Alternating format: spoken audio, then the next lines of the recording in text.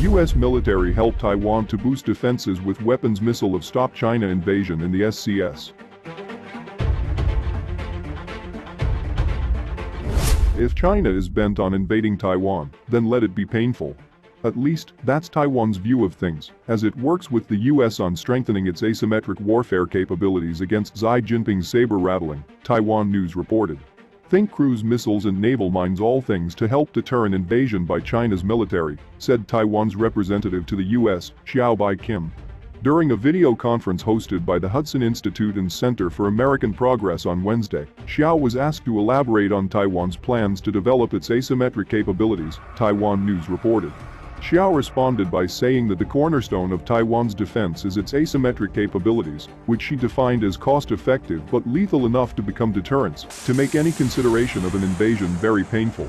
Asymmetric warfare is defined as war between belligerents whose relative military power differs significantly, or whose strategy or tactics differ significantly, Taiwan News reported. Xiao said that Taiwan is currently coordinating with the US on acquiring coastal defense cruise missiles that would be designed to complement Taiwan's domestically built Xiongfeng missile system. Developed by Taiwan's National Chengxin Institute of Science and Technology, NCSIST, the Xiongfeng IIE has a similar design to the US Tomahawk long-range subsonic cruise missile, Taiwan News reported. She said the country's military is also working on procuring underwater sea mines to better defend against amphibious landings. What is Taiwan up against? Like the United States Marine Corps, the People's Liberation Army Marine Corps also has an amphibious assault vehicle, the Type 05, and it might even be superior to the Corps of in both speed and firepower. According to the National Interest, the PLA Marine Corps' Type 05 amphibious fighting vehicle is a tracked ship-to-shore armored vehicle designed for launching Chinese Marines onto austere beachheads from amphibious assault ships. These expeditionary landing operations necessitate the Type 05 having a high speed while in the water, and it does. Depending on the variant, the Type 05 has either a 105mm gun, a 30mm cannon or a 105mm laser-guided anti-tank missile weapon.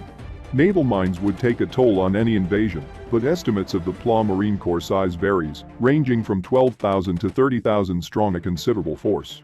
The envoy then said that beyond hardware, the country needs to modernize its military, which includes strengthening its reserves, Taiwan News reported. She said the reserves will not only be involved in humanitarian disaster relief, but also strengthen their wartime capabilities as a last resort defense in our homeland. Xiao stated that another important part of Taiwan's military restructuring is enhancing its cybersecurity and cyber warfare capabilities. She said a critical aspect of this is the recruitment, training, and retention of cyber talent, Taiwan News reported. She asserted that military careers have started to become more attractive to talented people in our society. Meanwhile, Taiwan's defense spending in 2021 is set to grow 10.2% compared with this year, according to Reuters calculations from government figures released on Thursday, ramping up investment in the face of increased military pressure from China. President Xi's cabinet proposed NT $453.4 billion, US $15.42 billion, in military spending for the year starting January, versus NT $411.3 billion budgeted for this year.